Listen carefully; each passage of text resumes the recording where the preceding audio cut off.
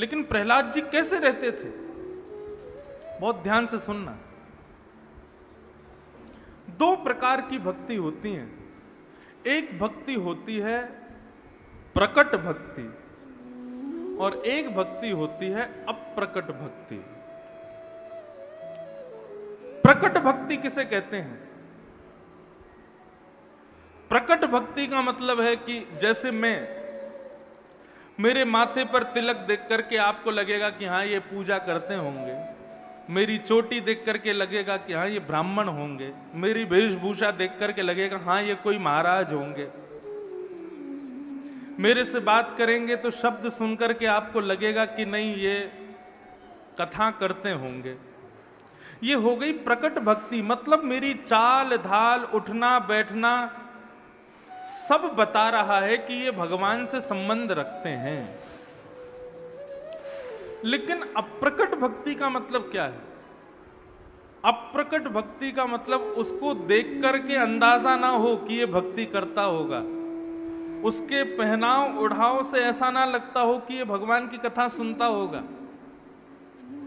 उसकी भाषा सुनकर के ना लगता हो कि ये कथा सुनता होगा, उसके येन केन प्रकारेण समस्त स्वरूप को देख करके ये कोई अनुमान ही ना लगा सके कि ये भक्त होगा। इसको कहते हैं अप्रकट भक्ति। जिन लोगों के घर वाले परेशान करते हैं, जिन लोगों के आसपास के लोगों को उनकी भक्ति से चिंता होती है, दिक्कत होती है, ऐसे लोगों को क्या करना चाहिए? दो ही रास्ते हैं, या तो मीराबाई बन जाओ, सब छोड़ो हरि भजो, और यदि मीराबाई नहीं बन सकते ना तो सबके बीच में रह करके अंतर्निष्ठ भक्त बन जाओ, अप्रकट भक्ति करो। अप्रकट भक्ति का मतलब क्या है? दिखाओ मत किसी को भी, अंदर ही अंदर वो भक्ति चलने दो। श्री भक्तमाल जी में एक राजा की कथा आती है, उस राजा का नाम था अंतर्निष्ठ राजा। वो राजा अप्रकट भक्ति करता था। उसकी पत्नी बहुत बड़ी भक्ता थी, वो खूब भजन करती थी, खूब मंदिर जाती थी, खूब कथाएं सुनती थी, लेकिन राजा कभी मंदिर में जाता नहीं, कभी भजन करता नहीं, कभी कथा सुनता नहीं, और अपनी पत्नी का मजाक भी उड़ाता था। ए तुम क्या ये सब करती रहती हो, कथा वथाओं में जाती रहती हो। पत्नी भगवान से यही कहती है, नाथ ऐसी कृपा करो मेरे पति में थोड़ी भक्ति आ जाए। लेकिन एक दिन एक आश्चर्य हुआ। रात्रि में राजा सोया था, रानी आकर के उसके बगल में सो गई, रात्रि में भगवान का स्मरण करके सो गई। थोड़ी देर बाद ही रानी को कुछ अनुभव हुआ। उसने उठ करके देखा तो बगल में राजा जो बैठा था उसका पूरा शरीर कांप रहा था। रानी ने जैसे ही देखने के लिए स्पर्श किया तो रानी के स्पर्श होते ही राजा के मुख से शब्द प्रकट हुआ, राम राम राम। रानी ने जब ये शब्द सुना वो समझ गई।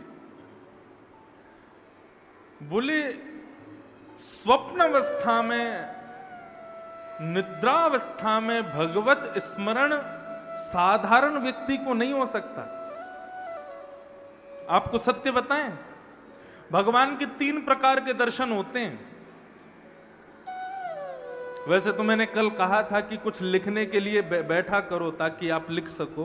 2-4 लोग मुझे दिख रहे हैं जो लिख रहे हैं, बाकी आप लोग याद कर सको तो कर लेना, ये बहुत जरूरी बातें हैं। 3 प्रकार के दर्शन होते हैं ठाकुर जी के। पहला दर्शन होता है स्वप्न दर्शन। ठाकुर जी को यदि आपसे मिलना है तो सबसे पहले वो आपको स्वप्न में दिखेंगे। ये कहने में सुनने में बहुत आसान है, लेकिन एक आपको सत्य बात बताऊं, कितना भी भजन कर लो स्वप्न में ठाकुर जी दिखते नहीं हैं। बहुत कम ऐसा होता है, बहुत कम लोगों पर इतनी कृपा होती है कि उनको स्वप्न में दर्शन हो जाए ठाकुर जी का। तो पहला स्वप्न दर्शन। जैसे ही स्वप्न में ठाकुर जी दिखें, गलती मत करना कि किसी को बता दो जाकर के कि रात में मैंने स्वप्न में भगवान को देखा। या तो ठाकुर जी दिखेंगे, या ठाकुर जी का कोई भक्त दिखेगा, या ठाकुर जी के स्थान वृंदावन आदि का दर्शन होगा। स्वप्न में होगा पहले। स्वप्न में जब ठाकुर जी दिख जाएं, किसी को बताना मत, नित्य उनका स्वप्न में दर्शन करते रहना। फिर दूसरा दर्शन होगा ठाकुर जी का अनुभव दर्शन। अनुभव दर्शन कैसा होगा? आप भरी भीड़ में सबको देखोगे, सबको देखते देखते तभी आपको लगेगा कि इन सब के मध्य में मैंने किसी ऐसे को देखा जो इन सबसे अलग था। उसमें कुछ तो बात थी, उसमें कुछ तो खूबी थी। ये होगा अनुभव दर्शन। आपको लगेगा कि अभी अभी पीछे से शायद कहीं ठाकुर जी तो नहीं गए, अभी जो मेरे पास में बालक बैठा था कहीं वो ठाकुर जी का स्वरूप तो नहीं था, अभी जो मैंने जिस बालक को यहां से जाते हुए देखा वो कहीं ठाकुर जी तो नहीं। जिसको देख करके उस पर आकर्षित हो जाओ। आकर्षण भी दो प्रकार के होते हैं, एक होता है काम युक्त आकर्षण और एक होता है निष्काम आकर्षण। संसार के सौंदर्य पर काम युक्त आकर्षण होता है, ठाकुर जी पर निष्काम आकर्षण होता है। कोई कामना के बिना आकर्षण हो जाए, समझ लेना वो ठाकुर जी का स्वरूप था। तो दूसरा होगा अनुभव दर्शन। पहला स्वप्न दर्शन, दूसरा अनुभव दर्शन और तीसरा प्रत्यक्ष दर्शन। ठाकुर जी प्रकट हो जाएंगे तुम्हारे सामने, तुमको दिखेंगे, सबको नहीं दिखेंगे। ये तीन दर्शन है। तो रानी ने जैसे ही सुना कि राजा के मुख से राम राम राम शब्द निकला है, इसका मतलब ये निश्चित ही अंतर्निष्ठ भक्त हैं। दिखाते नहीं है लेकिन अंदर ही अंदर इनके अंदर भजन चलता रहता है। दूसरे दिन रानी ने ऐसे ही पूरे राजभवन को सजाया, ढोल नगाड़े बज रहे थे, मंगल वाद्य बज रहे थे। राजा उठ करके गया, रानी से पूछने लगा ये सब क्या हो रहा है, इतनी सजावट क्यों हो रही है, ये मंगल वाद्य क्यों बज रहे हैं, ढोल नगाड़े क्यों बज रहे हैं? और रानी ने कहा क्योंकि रात को मुझे एक भेद पता चला है। बोले कैसा भेद? बोले आप मुझसे छुप करके भक्ति करते हो, मैं मंदिर जाती हूं तो मजाक उड़ाते हो, मैं कथा सुनने जाती हूं तो मेरा उपहास करते हो, लेकिन कल रात्रि मुझे पता चल गया कि अंदर ही अंदर अंतर्निष्ठ होकर के, अप्रकट होकर के आप भी भक्ति करते हो। राजा बोला तुमको कैसे पता चला? बोले क्योंकि रात्रि में सोते हुए आपके मुख से राम राम राम राम शब्द का उच्चारण हो रहा था। और ये साधारण नहीं है, जो निरंतर भगवत स्मरण करता है उसी को स्वप्न में भगवत स्मरण होता है। आपकी चोरी पकड़ी गई है, आप भगवान से दूर नहीं रहते, आप अंदर ही अंदर भगवान को स्मरण करते। जैसे ही रानी ने यह बात कही, राजा के दोनों नेत्र सजल हो गए। राजा रुदन करने लगा, अपनी पत्नी को बोले देवी अब तुम इस राजपाट को संभालो और मेरा पुत्र बड़ा हो जाए तो उसको राजा बना देना, अब मैं जीवित नहीं रहूंगा। रानी बोली ऐसा क्यों कहते हो, आप जीवित क्यों नहीं रहोगे, क्या हुआ? राजा ने इतनी सुंदर बात कही। राजा बोले मैं जिसकी वजह से जीवित था वो मेरे भीतर बैठा था, मैंने उसको कभी प्रकट नहीं किया। मैं राम नाम से ही जीवित था, वो राम नाम मेरे भीतर बैठा था।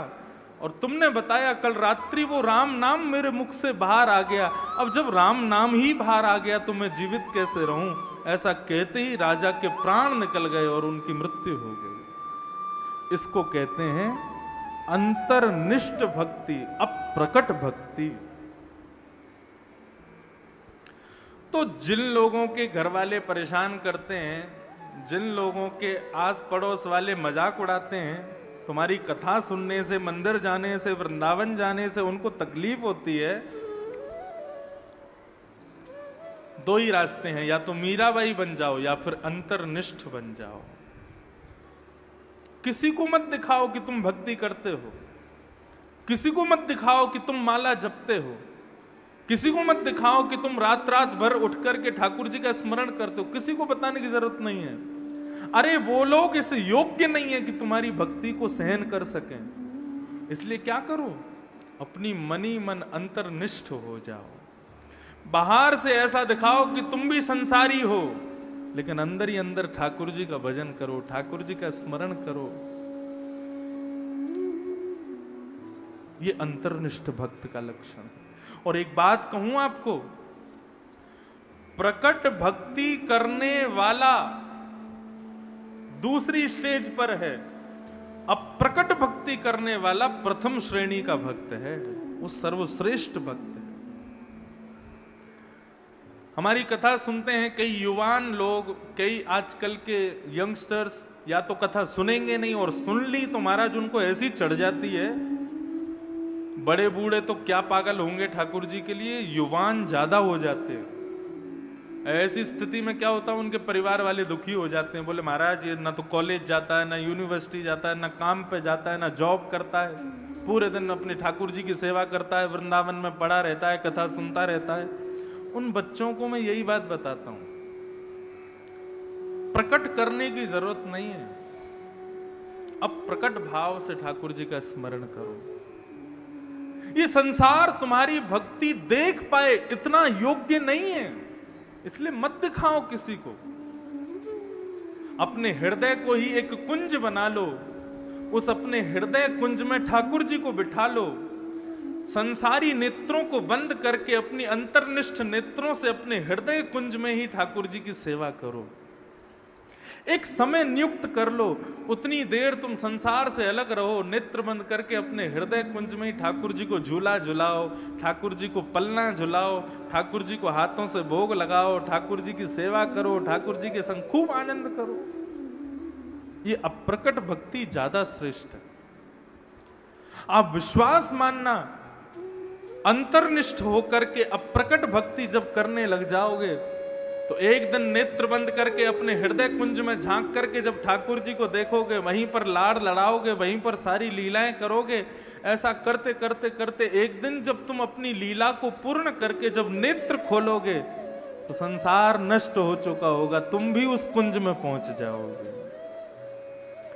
इसको तीसरा नाम और दिया जाए तो इस भक्ति को कहते हैं मानसी भक्ति। कौन सी भक्ति? मानसी भक्ति, मानसिक भक्ति। जैसे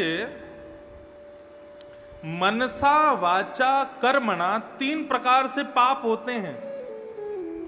आपने किसी को मारा, ये हो गया कर्मणा पाप।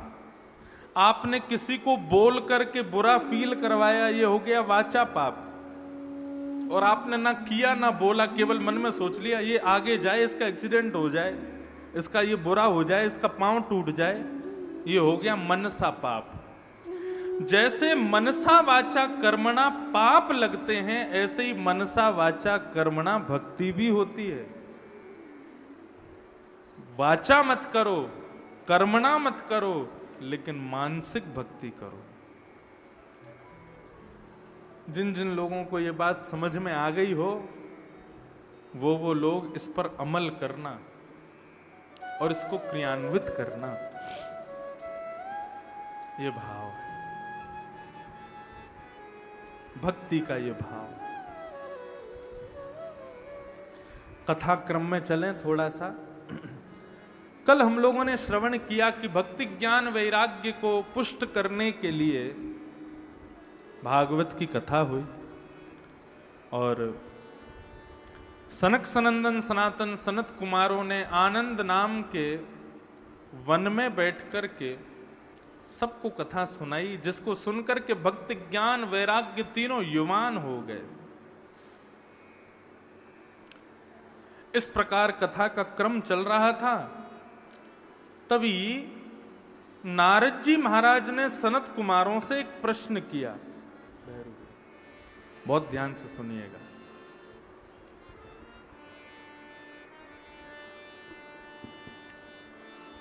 बहुत सुंदर बात कह रहे हैं।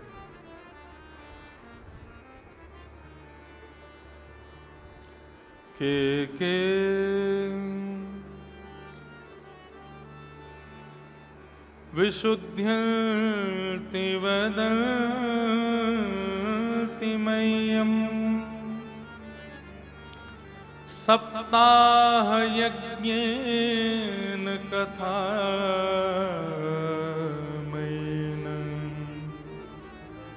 कृपालुभिर्लोकहितं विचार्य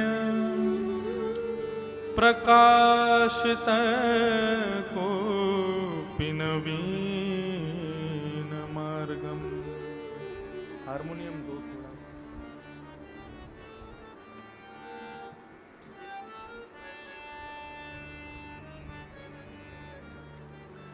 नारद जी महाराज प्रश्न कर रहे हैं, बहुत ध्यान से सुनना। के विशुद्ध्यन्ति वदन्ति मह्यम सप्ताह यज्ञेन कथामयेन।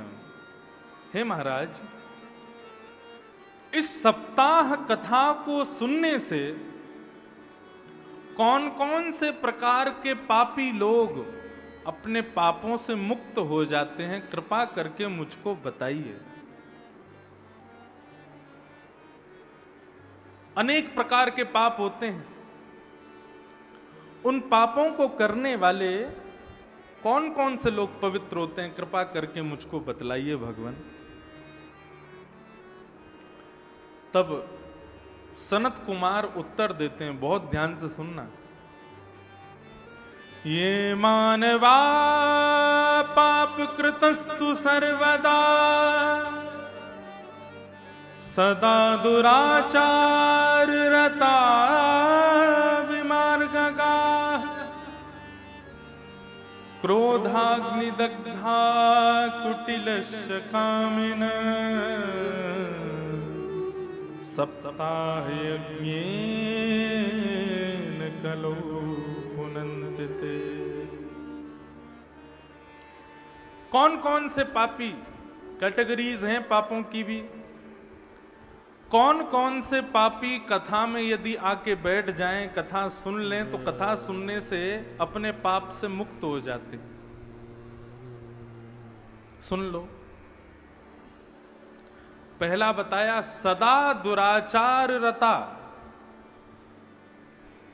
जो पापी दुराचरण करता है, दुराचरण मतलब खुद से कुछ गलत नहीं कर रहा, किसी को गलत करता हुआ देख करके उसके मन में आता है मैं भी ऐसा करूं। जैसे घर में कई लोग ऐसे होते हैं, बड़े बुजुर्ग, वो बीड़ी सिगरेट पीते हैं। अब उनको बीड़ी सिगरेट पीता देख बच्चों के मन में इच्छा हो जाती है कि भाई हम भी पिएंगे, और फिर बड़े होकर के वो बालक भी अपने खानदान के कुछ लोगों की तरह वो भी पीना शुरू कर देते हैं। इसको कहते हैं दुराचरण। ऐसा दुराचारी व्यक्ति जिसने गलत होता देख करके अपने नियमों को भी वैसा बना लिया है, ऐसा व्यक्ति यदि कथा सुनता है तो उसका मन पवित्र हो जाता है, उसके भीतर से दुराचरण चला जाता है। पहला। दूसरा, विमार्गगा। जो गलत रास्ते पर चलने लग गया है, गलत संगत में पड़ गया है, गलत लोगों के साथ रहने लगा है, ऐसा बालक यदि कथा सुने तो उसके जीवन में पवित्रता आ जाएगी। बंधुओं देखो, कई बालक ऐसे होते हैं कि बचपन से ही गलत संगति पड़ जाती है। अब उनको कथा में लाओ तो बेचारे कथा सुनते भी नहीं है। लेकिन कई बार भागवत जी ऐसी कृपा करती हैं कि एक शब्द भी यदि उनके कान में ऐसा चला गया, उसी से ही उनका जीवन परिवर्तित हो जाता है, बदल जाता है। तो विमार्ग पर चलने वाला व्यक्ति भी यदि कथा सुने तो पवित्र हो सकता है। और क्रोधाग्निदग्धा कुटिलश्च कामिनः। जो क्रोध अग्नि में जल रहा है, आपको बताएं, भयंकर गुस्सा जिन लोगों को आता है, जो क्रोध में आकर के कुछ भी करने को तैयार हो जाते हैं, ऐसे क्रोधी लोगों के पास नरक का वीजा है। भयंकर क्रोध आपको नरकगामी बना देगा।